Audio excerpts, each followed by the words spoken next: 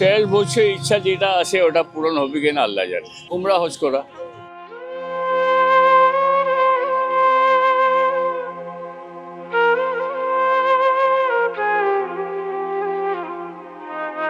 এই শহরের ব্যস্ত রাস্তার এক কোণে বসে আছেন ৭০ বছর বয়সী আব্দুর রশিদ। সামনে ছেঁড়া জুতা, পুরনো বই খাতা আর হাতে সুচ সুতা। বয়সের ভারে নুয়ে পড়া শরীর, তবুও থেমে নেই তার জীবন সংগ্রাম। আব্দুর রশিদ আজ জুতায় সেলাই করেন, বই বাধাই করেন, কিন্তু এই কাজ তার শখ নয়, এটা তার বেঁচে থাকার লড়াই। অসুস্থ শরীর আর অসুস্থ স্ত্রী দুজনের চিকিৎসার খরচ জোগাতেই বাধ্য হয়ে রাস্তায় বসে এই কাজ করছেন তিনি। একসময় এই মানুষটি ছিলেন একটি হোটেলের মালিক। সম্মান, সচ্ছলতা সবই ছিল তার জীবনে। সময়ের সঙ্গে সঙ্গে সব হারিয়ে গেছে। আজ সেই হোটেলের মালিকের জীবিকা এখন জুতা সেলাই আর বই বাঁধায়। দুই ছেলে থাকলেও বাস্তবতা নির্মম। বড় ছেলে বিয়ে করে স্ত্রীকে নিয়ে আলাদা থাকেন। বাবার এই দুর্দিনে পাশে দাঁড়ানোর মতো কেউ নেই। 5টা মেয়ের বিয়ে হয়ে গেছে, 2টা ছেলে আছে, 2টারও ছেলের বিয়ে হয়ে গেছে। এখন বড় ছেলে আলাদা আছে আর আমি ছোট ছেলের নিয়ে আছি। কোনো দোকান কিন্তু একটা ছেলের উপরে তো চাপ দেওয়া ঠিক না। যতদিন যান চলতেছে চালাই, কর্ম করে খাচ্ছি। ভাগ্যে এটা ভাগ্যের লেখন, চালানোর মতন কোনো পথ নাই।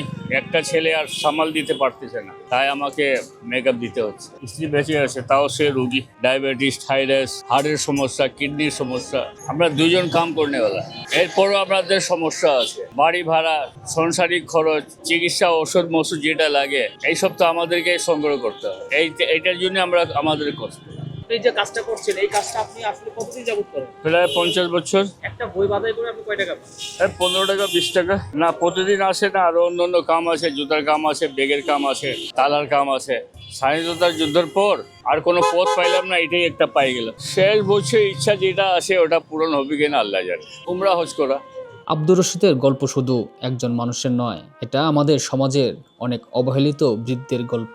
জীবনের শেষ প্রান্তে এসেও যারা সম্মান আর সহযোগিতার অপেক্ষায় দিন কাটান। প্রশ্ন থেকেই যায়, এই মানুষগুলোর দায়িত্ব কি শুধু তাদের একার? ক্যামেরা আশিককে সঙ্গে নিয়ে আমি সোহেল রানা, ঢাকা প্রেস, ঢাকা।